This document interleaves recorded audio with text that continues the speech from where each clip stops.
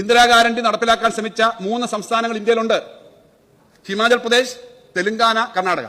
Sir, ഇതിനകത്ത് തെലങ്കാന ഇന്ത്യയിലെ ഏറ്റവും സമ്പന്നമായ സംസ്ഥാനങ്ങളിലൊന്നാണ്. കർണാടക ഇന്ത്യയിലെ ഏറ്റവും സമ്പന്നമായ സംസ്ഥാനങ്ങളിലൊന്നാണ്. ഹിമാചൽ പ്രദേശ് അത്രയല്ല. സർ, ഹിമാചൽ പ്രദേശിൽ അവിടുത്തെ മുഖ്യമന്ത്രി കഴിഞ്ഞ ഒരു 2 മാസം മുമ്പ് ഡൽഹിയിൽ പോയി ധനകാര്യ കമ്മീഷൻ റിപ്പോർട്ട് വന്നതിന് ശേഷം പറഞ്ഞു, ഞങ്ങൾക്ക് വലിയ ഒരു കട്ടിങ് വന്നിരിക്കുന്നു, ഞങ്ങൾക്ക് ശമ്പളം കൊടുക്കാൻ പറ്റുന്നില്ല.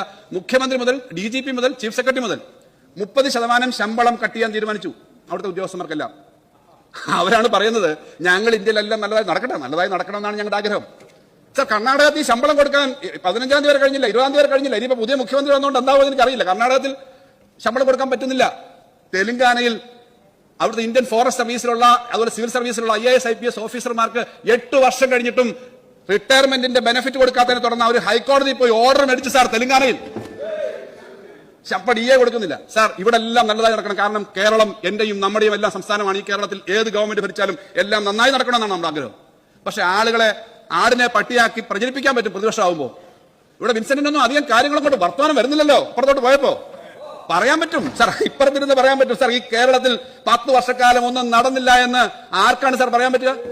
ഇത് പറയുമ്പോൾ നിങ്ങൾ ആരും വിശ്വസിക്കും? ഈ നാട്ടിലെ സാധാരണക്കാർക്ക് 18 മാസക്കാലം ക്ഷേമ പെൻഷൻ കിട്ടാതിരുന്ന, ആശുപത്രിയിൽ മരുന്നും ഒരു കാര്യവും കിട്ടാതിരുന്ന, വിദ്യാഭ്യാസ മേഖലയിൽ വലിയ തകർച്ച ഉണ്ടായിരുന്ന ഒരു കേരളത്തിൽ, റോഡുകളിൽ യാത്ര ചെയ്യാൻ കഴിയാവുന്ന ഒരു കേരളത്തിൽ നിന്ന് നാഷണൽ ഹൈവേ തെക്ക് മുതൽ വടക്കേറ്റം വരെ ഇപ്പോ മലയോര ഹൈവേ ഇനി 100 കിലോമീറ്റർ നിർമ്മിക്കാറുണ്ട്. ഇപ്പൊ സാർ, മലയോര ഹൈവേ അങ്ങേറ്റം മുതൽ പോകുന്ന ഇത്ര വേഗത്തിലാണ് എല്ലാ സ്ഥലത്തേക്ക് യാത്ര ചെയ്യാൻ പറ്റുന്നത്. ഇനി കുറച്ച് സ്ഥലം കൂടെ പൂർത്തീകരിച്ചാൽ നമ്മുടെ നാഷണൽ ഹൈവേയുടെ പണി പൂർത്തിയാകത്തില്ലേ? സാർ, ഇതെല്ലാം പൂർത്തിയാവുന്ന സ്ഥിതി നമ്മൾ കണ്ടുകൊണ്ടിരിക്കുക. ഇനിയും നമുക്ക് പൂർത്തീകരിക്കാനുണ്ട്. 70,000 കിലോമീറ്റർ അധികമാണ് BMBC റോഡ് പൂർത്തീകരിച്ചത്. സാർ, കേരളത്തിൽ അങ്ങനെ അടിസ്ഥാന സൗകര്യ കാര്യങ്ങളിൽ വലിയ മാറ്റങ്ങളുണ്ടായി. സ്കൂൾ, കോളേജ്, അതൊക്കെ ഏത് ഗവൺമെന്റ് ആയാലും ആ കാര്യം നമ്മൾ അംഗീകരിക്കേണ്ടതാണ്. ആശുപത്രിയിൽ എനിക്ക് കുറെ കാര്യങ്ങൾ നേരിടാനുണ്ടാവും. പക്ഷേ വലിയ കെട്ടിടങ്ങളും സൗകര്യങ്ങളൊന്നും. ഇനിയും ആരോഗ്യമന്ത്രിക്ക് ഏറ്റവും കൂടുതൽ ജോലിയുള്ള ഒരു വകുപ്പ് തന്നെയാണ്, ഇല്ല എന്ന് ഞാൻ പറയുന്നില്ല. പക്ഷേ ഞാനിവിടെ കഴിഞ്ഞ ദിവസം ആശുപത്രി ഡോക്ടറെ പാമ്പ് കടിച്ചതും, എനിക്കൊന്നും പീഡിയാട്രിക് സെക്ഷനായിരുന്നു, ഡോക്ടറെ പാമ്പ് കടിച്ചതും കട്ടിലിൽ നിന്ന് ഒരു രോഗി താഴെ വീണ് മരിച്ചതൊന്നും ഞാൻ പറയുന്നില്ല. സാർ, അത് ഞങ്ങൾ UDF അല്ലാത്തതുകൊണ്ട് ഞാനിവിടെ പറയുന്നില്ല. കഴിഞ്ഞ ദിവസം ഉണ്ടായതാണല്ലോ.